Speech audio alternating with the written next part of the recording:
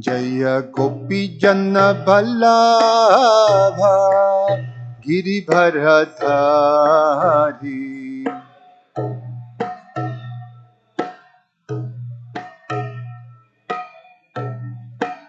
Jashoda Nandana Braja Jana Ranjana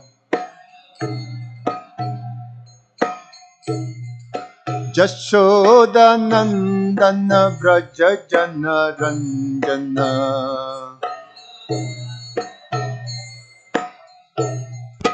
Jamuna Tira Banachari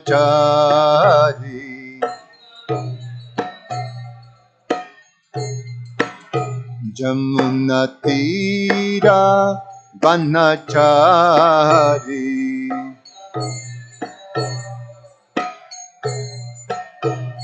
Jaya Radha Madhava Kunja Bihari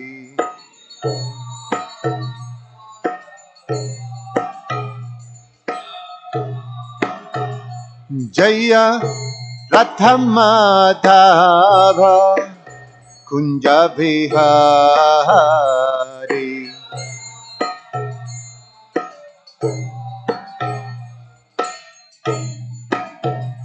Jaya Gopijana Vallabha Giribhara Dhari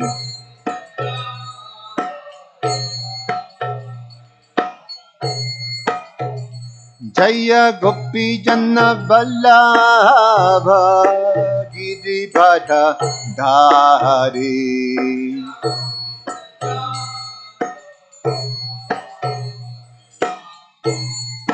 Yashoda Nandana Braja Jana Ranjana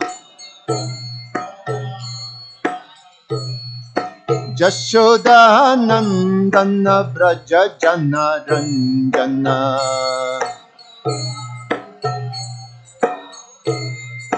Jamuna Tirapchari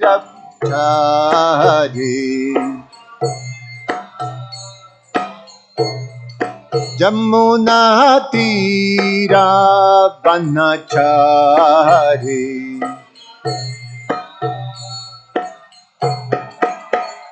Jaya Radhamadava Kunja Bihari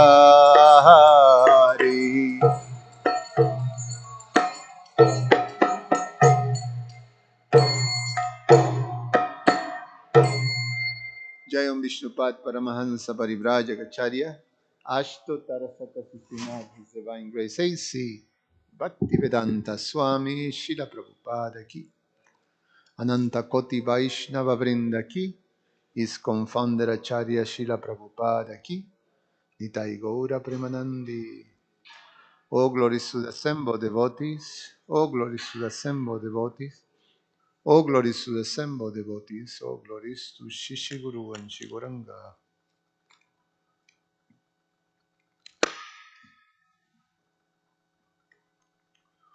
Om Namo Bhagavate Vasudevaya. Om Namo Bhagavate Vasudevaya. Om Namo Bhagavate Vasudevaya.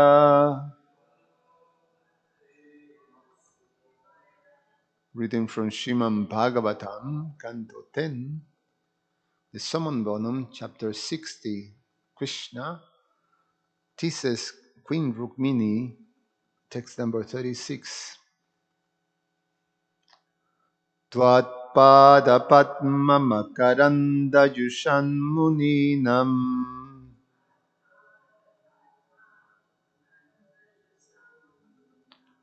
Bharatsma Putam Nipashubir Nanodur Vibhavyam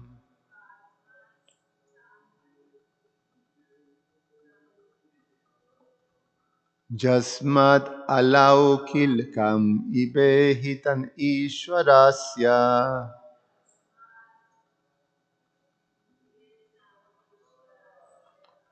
Bhumanstabehitan ato anuje bhavantam.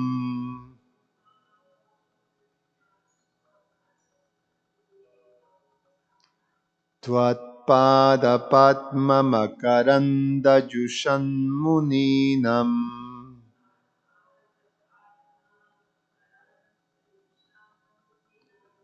Varsmas putanri pashubirna nudurvibhabhyam.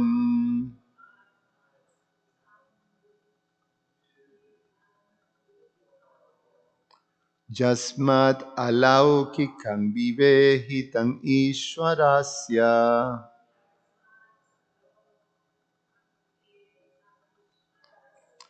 Bhumanstabehitanato anuje bhavantam.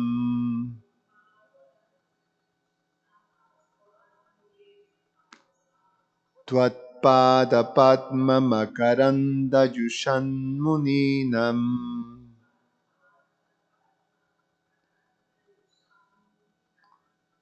Varsmas putam nripashubirna nudurvibhavyam.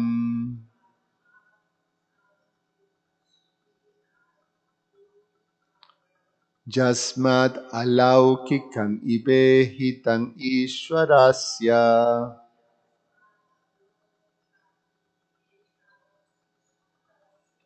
Bhumanstabehitan ato anuje bhavantam.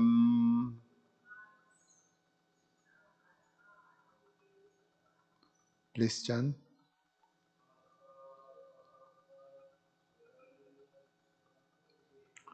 Tvatpada padma mukaranda jushan muninam.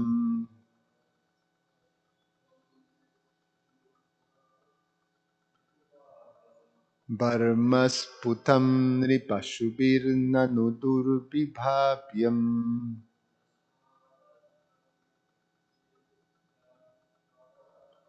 Yasmad alaukikam ibehitam ishwarasya.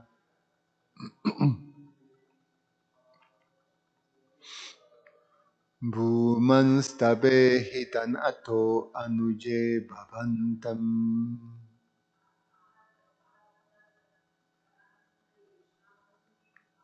Tvatpada padma makaranda jushan muninam.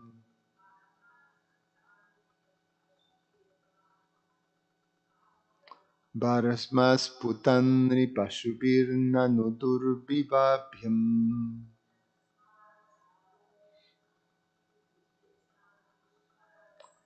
Yasmat alaukikam ibehitam ishwarasya.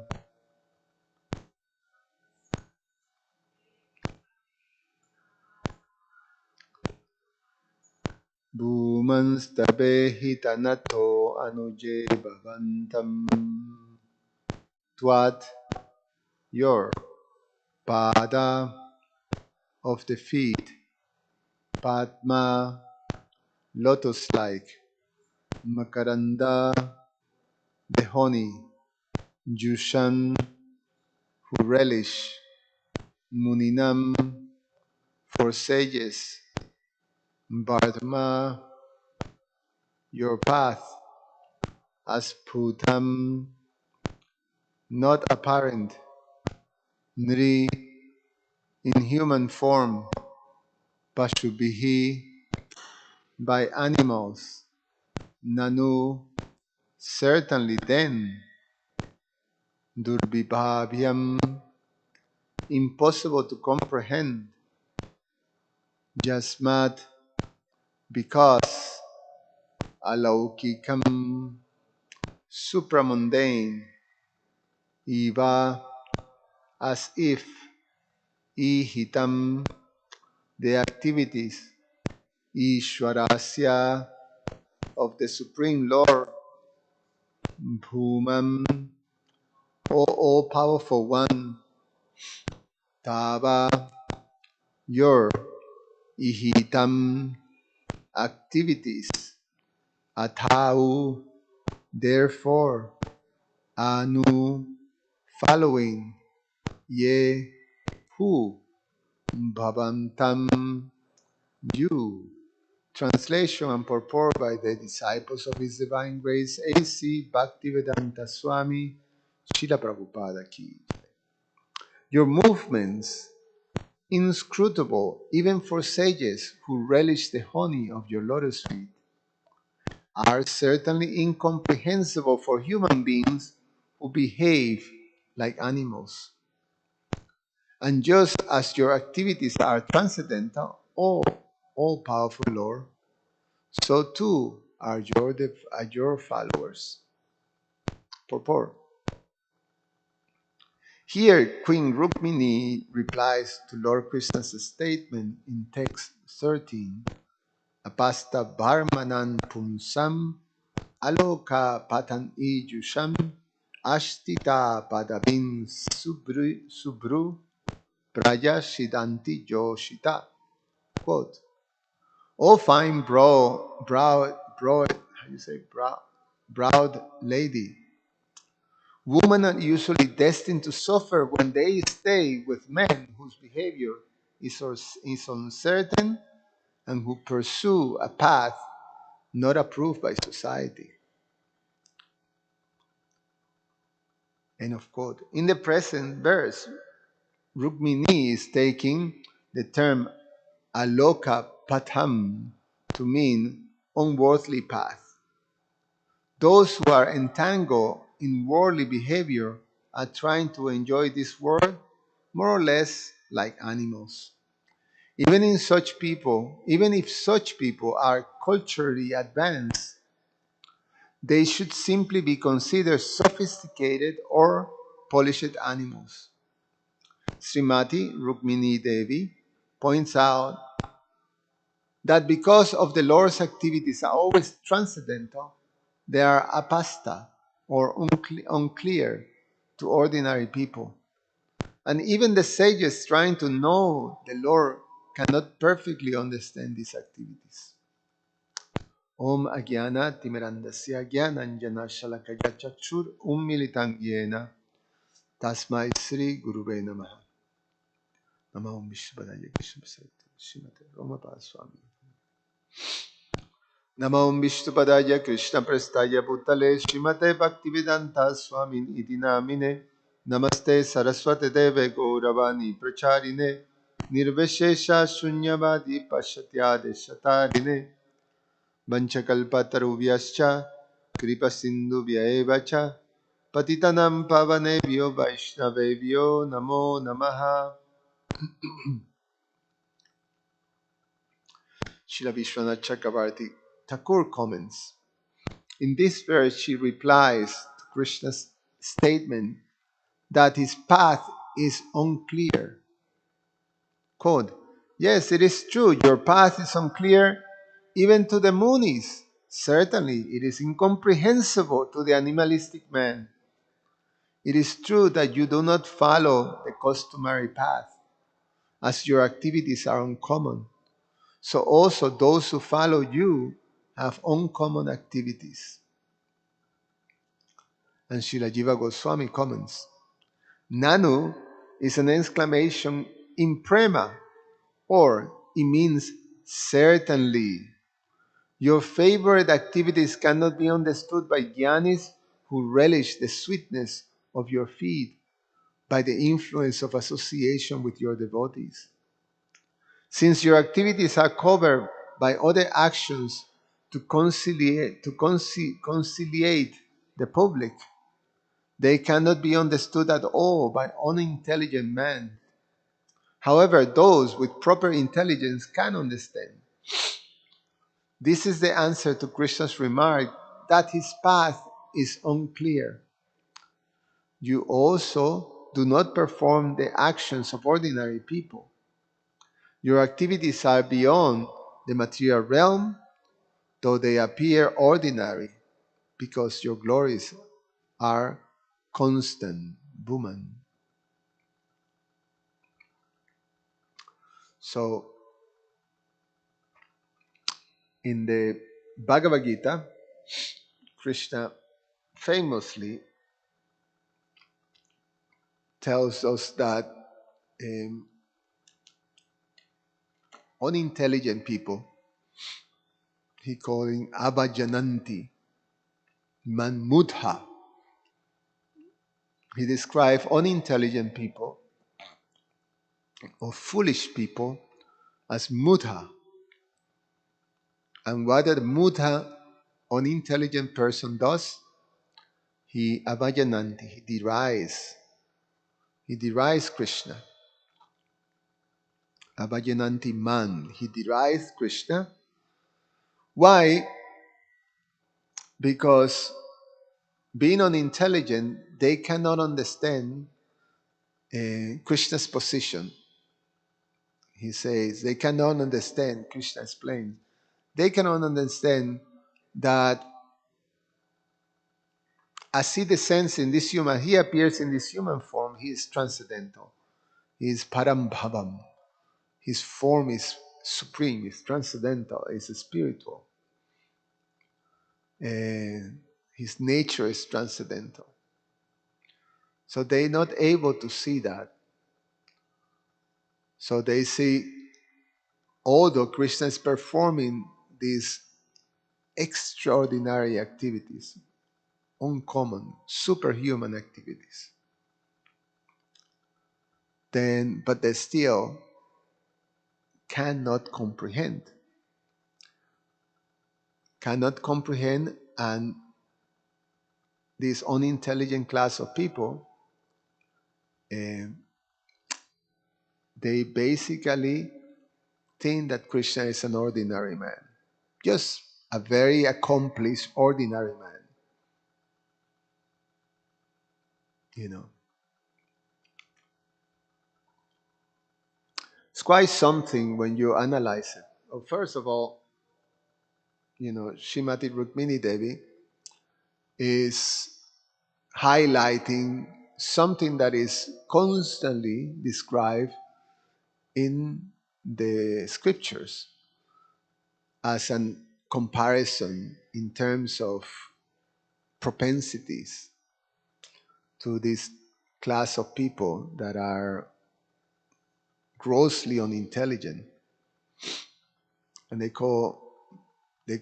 term that is used, like I mentioned here, constantly is mudha. And mudha is a term that is also used for asses, for a donkey. And the comparison is quite appropriate because it's from the perspective of a donkey is a beast of burden. It's an animal that is used by human society to work very hard. So the donkeys usually are animals that carry a lot of load, that they're made to work for humans, for the owners, very, very, very hard. So a donkey, for Prabhupada explains, for receiving their quota of food by the owner, they really, really work extremely hard. And at the end, they receive the morsel of grass and they're satisfied. And the explanation is so unintelligent because you work so hard for that, morsel of grass, but if you look around, you see that grass is growing all over the place. So, so the question is, why are you doing that when you can freely, without having to labor so hard, you can actually maintain yourself? So, therefore, animalistic. There's a very famous verse that Prabhupada often quotes, that is described in the 10th chapter of in the 10th canto of the Bhagavad Gita.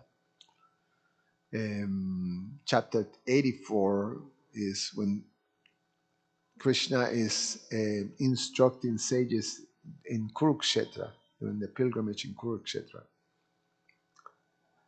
And the verse goes like Prabhupada. It's one of the favorite verses that you hear often. Jashyatma buddhi kunapetri dhatuke Shwadi kalatradishu bhauma ijyati yatirta buddhir salilena karhishit yagyeshu abhigyeshu saeva gokara.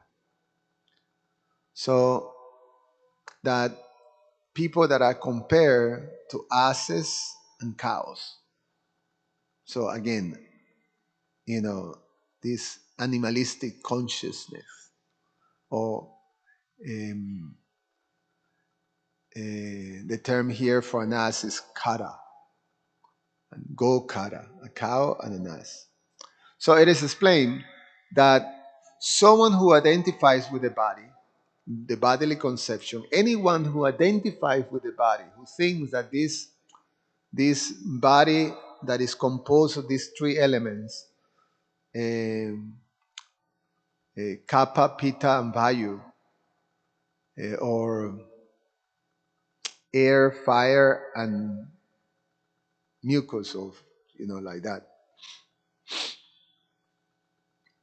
or mucus, bile, and air. Sometimes the bile represents fire.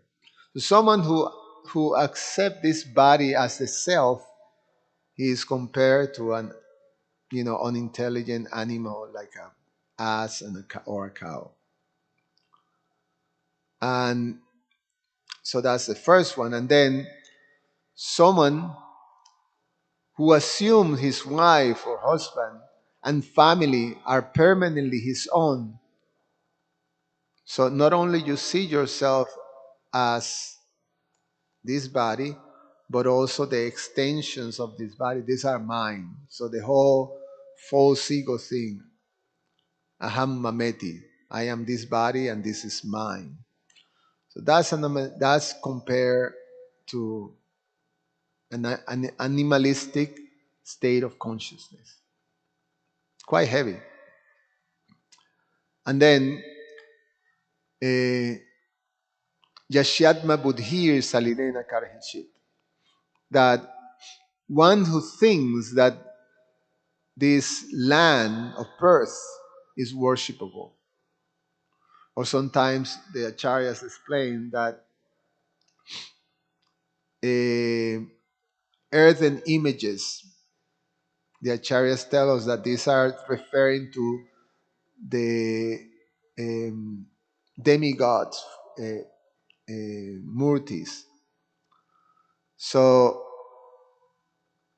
that to be worshipable along with the place of birth, so especially this whole nationalistic type of feelings, somehow or other is so strong. Yesterday I have to take, I have to go through a whole thing to take the liter car that we have, electric car, have to go to a mechanic. We have, so we have to tow it. So I was busy without that.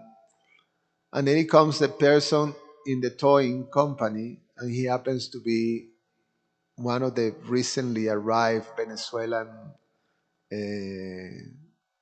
uh, immigrants that have to go through this horrible arrangement to get to here to Chicago. Anyway, just to be with someone that is of your same background, it was an immediate connection. So I felt you felt very comfortably, and and the sounds were familiar, all these things. So this sense of national belonging, and he was telling me how, and we were talking about our country, how beautiful it is, and blah blah, this whole thing. It's very strong. The land of birth is worshipable. And then Yatir Tabudhir Salilena Karhichit, one who sees a place of pilgrimage as merely the water there, but who never identifies himself with or feels any type of kinship with those who worship or saintly persons. So you go to the places of pilgrimage just to take a bath, but you don't associate or hear from saintly persons. You have no attraction to listen. Then sometimes you see, people come even into the temples, but they have no interest on listening to the subjects of Krishna consciousness.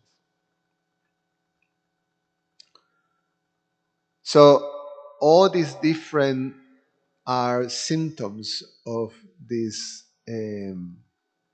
consciousness that is compared, that is described as an animalistic.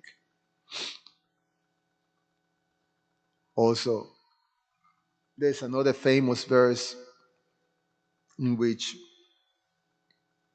persons who do not listen to the transcendental pastimes of the Lord, who can deliver anyone, these pastimes has been glorified as to be the means to deliver one people of this world from the evils of Kali Yuga. Just listening to the pastimes of the Lord is Krishna Katha. So the man's or the people of this world, that they have no attraction for that. And not only that, that they actually glorify people who have no attraction for that, who are never engaged in the hearing and chanting of the glories of the Lord. They're compared to dogs, hogs, and camels. It's a famous verse too. Swabit Varaha, Hostra Karai. So Swa is a dog, Vit Varaha. So, we know Lord Varaha. Vit Varaha is like a wild hog. They call it, or actually not a wild, a village hog. You know, you, you see in India, the village hogs are really, really ugly. And they're like the how you say the garbage trucks of the villages, because they're they're blackish, they're huge, their hairs are spiky, and they always completely filthy because they usually hang out, and look for food in the sewage, in the open sewages. And literally, you do see them eating stool. And so those village hogs, this is the bit baraha that is compared here. Not just a baraha, but a bit baraha, one of those village hogs who eats stool. And then the ustra, the camel, and the karai, the asses. So the comparison, Prabhupada breaks down in in the um, in the purport. He breaks down the character of each one of these animals and what type of unintelligent living entity sort of he compared to. So it's quite telling too that the particular propensity of these animals, they all have a common thing, that their only focus is on fulfilling the needs of the body, which is eating, sleeping, mating, and defending. That's their constant, um, you know, um, that's their life, to fulfill those propensities. And they do it with a particular characteristic or a particular sort of a flavor. So when it comes to the dog,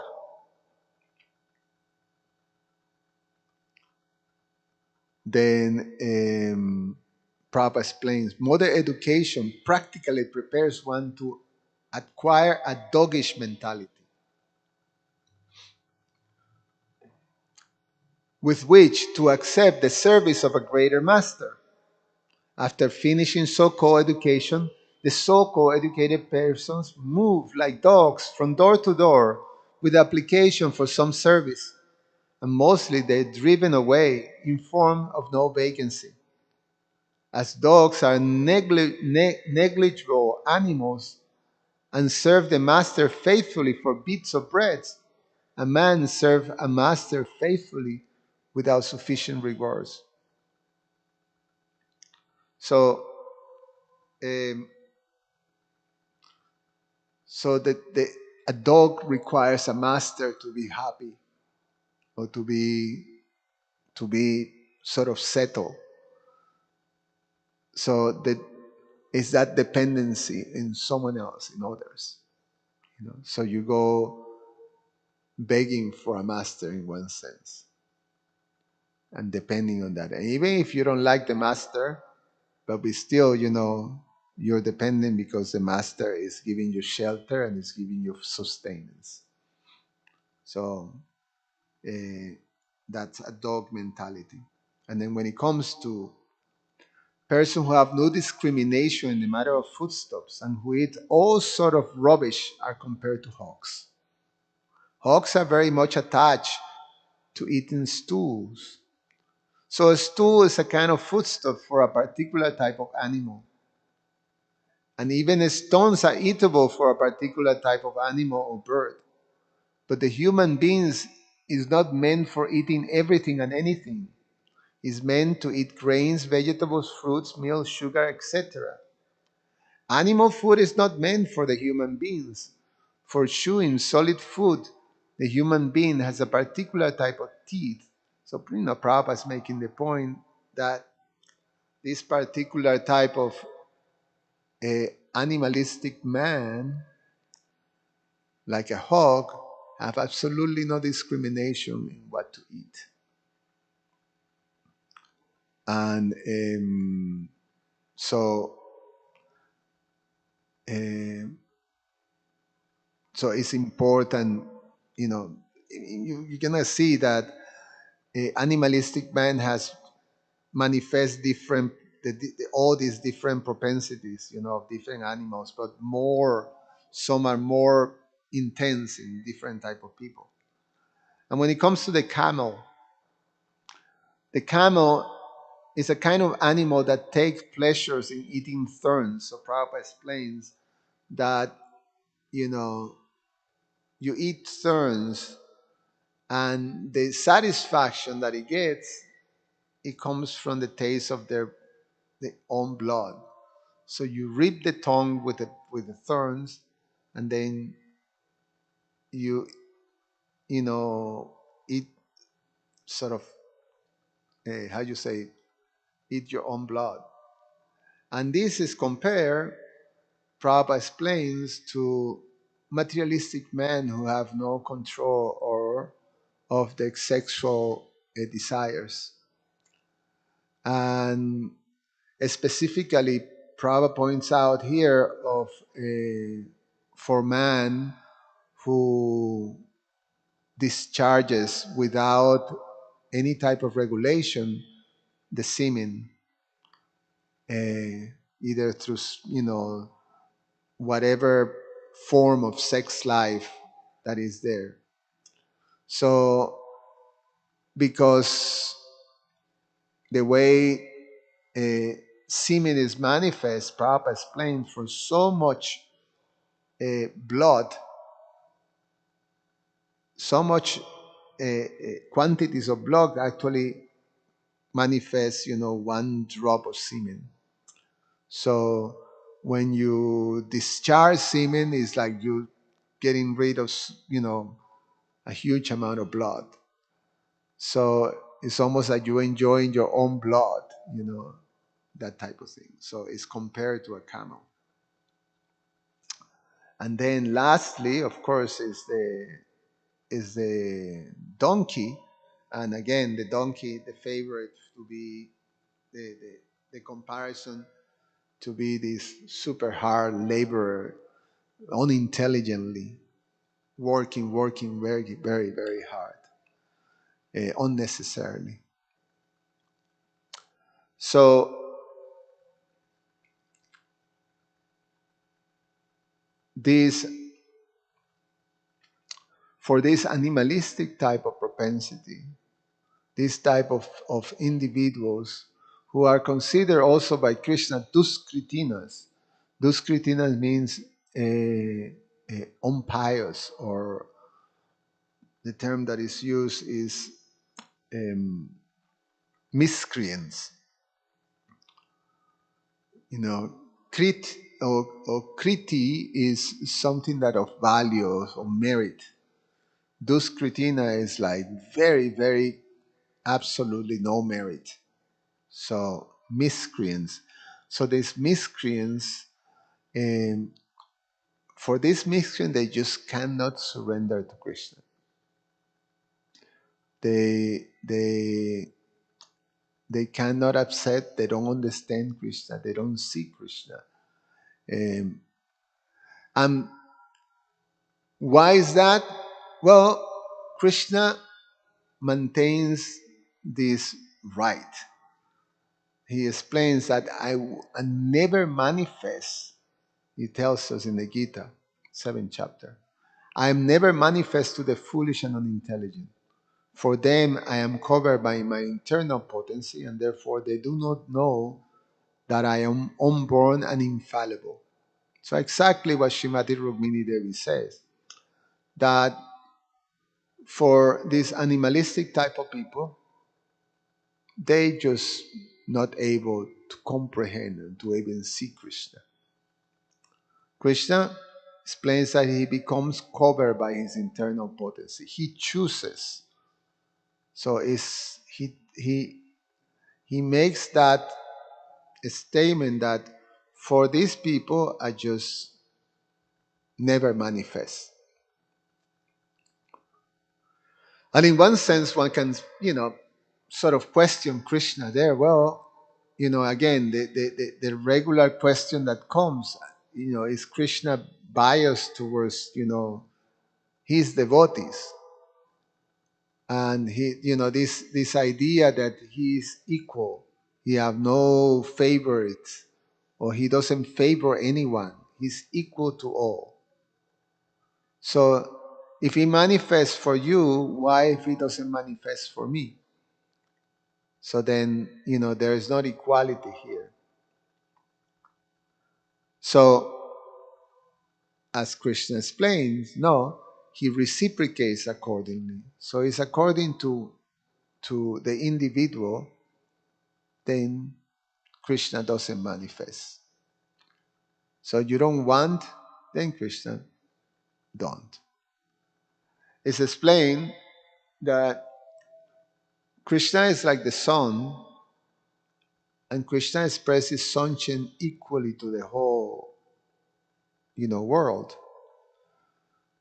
But if you are in a situation that you cover by some block, something that is blocking the sun, then you just don't receive, the rays of the sun. If you maintain yourself in a situation, in a cave or something like that. But as soon as you come into the open space, then there is the there is the rays of the sun touching you. So that opportunity is equal for everyone. So we come to this um, situation that um, something that is so apparent, so self-evident.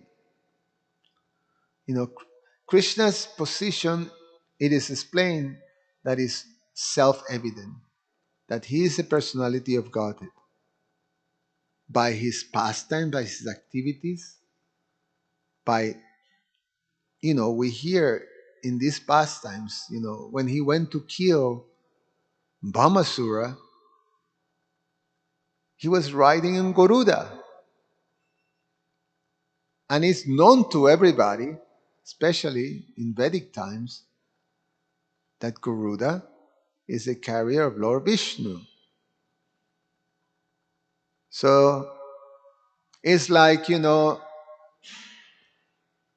don't see any ordinary person riding what's the name of the airplane of the president of the US, the Air Force One, right?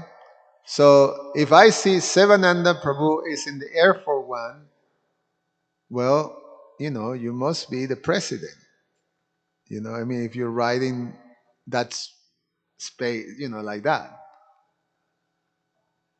you know, s- we don't see any ordinary person just, okay, Bibu, you're going to India. Yes. Which airplane? Yeah, I'm going to ride the Air Force One. No, it doesn't work like that. So there's Krishna riding on Garuda. He pulls out, very often his Sudarshan chakra and, the weapon of Lord Vishnu. He displayed these extraordinary uh, activities, and still people don't recognize him. Even during the time that he was personally present in this world performing all these activities, everybody knew that Krishna lifted Govardhan Hill. I mean, it's like you living during those times. So during those times, the news, goes around. I mean, that's how Srimati Rukmini Devi heard about Krishna. The news went around about this extraordinary personality, Krishna, and all these activities and his qualities and his, all his characteristics, his beauty. So people knew about Krishna. And then you have someone who can recognize it, like Srimati Rukmini Devi, and immediately, upon hearing about Krishna, she just wanted to surrender to him. And then others, like Shishupal and all these demons, they just couldn't. And there's Krishna in front of them. And they knew all that. And they just couldn't. Couldn't. They couldn't recognize him. What to speak of the people of Kali Yuga, to recognize Krishna. So it's self evident, and still you can. And in one sense, is, like this analogy of the sun, I mean, in the Srila Vishwanath Chakravarti compares the obstacles that doesn't allow one to be able to perceive the self-evident truth, the spiritual truth. One is, the position of Krishna, or the presence of a supreme being, and your position as a spirit soul in relationship to that supreme being. Those, what is called self-evident truth, you're not able to see or perceive because there is a cloud that is hovering over you that doesn't allow you to perceive the self-evident sun. So those clouds, they come from different, karmically, you receive a particular sort of a body that have a particular nature, and that particular nature forces to to to to see things and to perceive things and to process things in a particular way. So there is all these patterns of thinking that have to do with,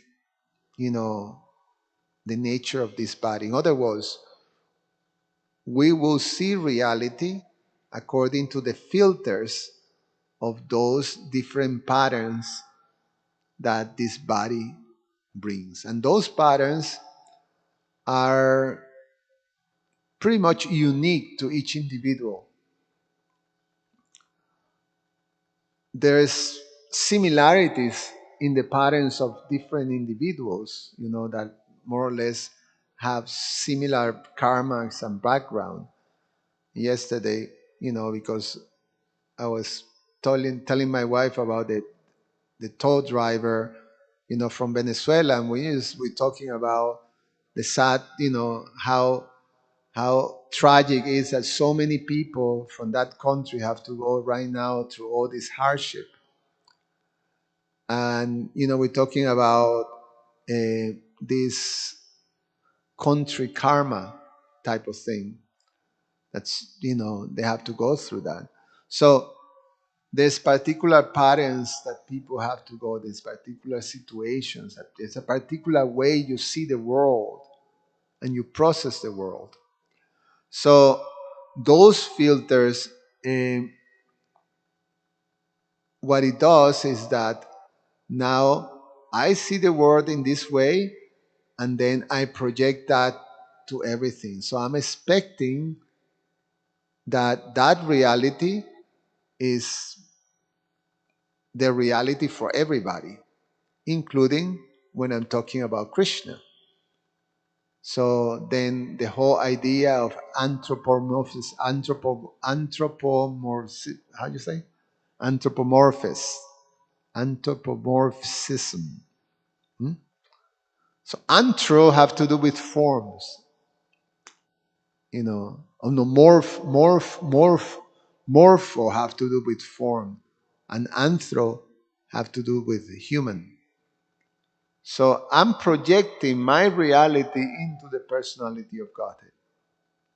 And therefore, with that, there's an impossibility to understand Krishna.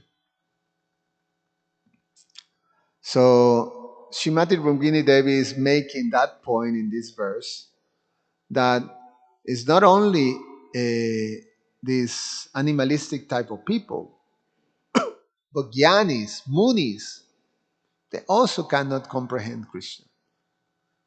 And Krishna explains that is not by jnana, it's not by karma that you can comprehend him. It's only by bhakti. Bhaktiman abhijanati.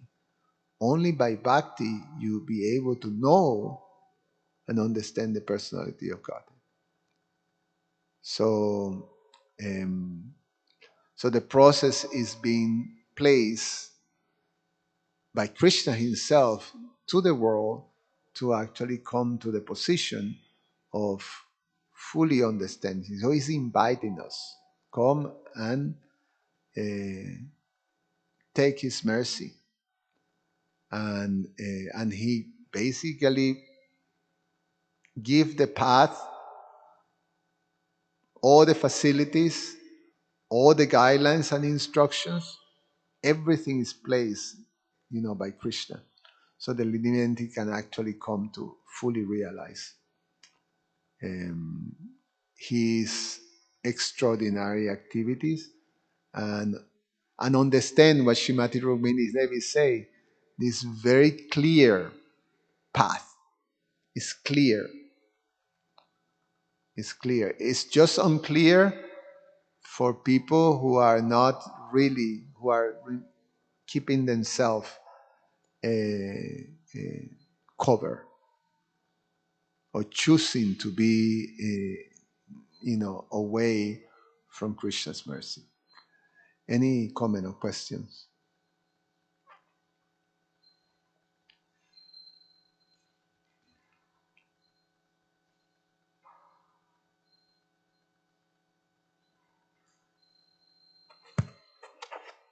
Hare Krishna Prabhu. Thank you so much for bringing your real life connections with today's verse. When you mentioned about the body being designed to, that we are forced to do, think and act in, in some patterns, it made me think of, even in now modern science, these days, what therapy and these things, they talk about body memory. About a body? Body memory. Memory. That if something something traumatic to a child is to happen is just too much for the brain to process. So the brain would not even remember that this happened, but those memories will be in the body, and the child will act in certain ways throughout his life, having no idea of what might have happened in the childhood, but the memory will be in the body. Yeah. People walk certain way, talk certain way, they have a certain posture. The body carries the memory. And it sounded to me like similar thing that you were saying, that the body we have, we act in same some certain patterns, and we are forced to act certain patterns. Yesterday class, I think there was one point that our desires made the body. Hmm. First, when living entity comes in this material world, our mind, our desires gives us certain body. Yeah, it's quite something to the whole thing of becoming free from all those patterns. Um, Srila Rupa Goswami calls them upadis. Upadis. They have these different designations and mental patterns. Because then these mental patterns, it is explained that are based on assumptions. There are particular sets of assumptions that we have of reality. And then according to those assumptions, then we see the world in certain particular way. But is an assumption means that I process something and I come to, oh, this is how it is. As I experience, or I have an experience in the world. I process it, and then this is how it is. I have that assumption. It's like this, and according to that assumption, then I make a mental pattern, and those mental patterns have filtered everything else. Now that assumption creates a mental pattern, and the then the then I see everything that I experience in the world. I'm going to be filtering things, so it strengthens those assumptions. Is connected to that assumption.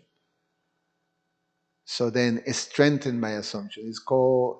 There's a particular term that is used, uh, implicit biases, but there's a particular type of implicit bias that you're very selective about how you see things, and oh, you will see the one that strengthen your particular assumption. So is so intricate, and so in depth in our consciousness that it's very difficult to break from that. And that's the whole thing of Krishna consciousness, that we have just to, by the process of sadhana bhakti, we're becoming purified of the influence of those assumptions. And you will replacing those assumptions by, transcendental knowledge, the actual thing. So the whole process of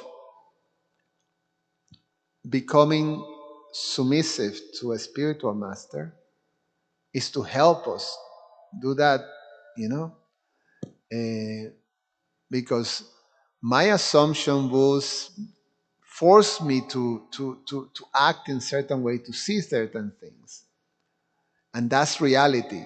And you cannot tell me that, I'm experiencing it. It's my reality.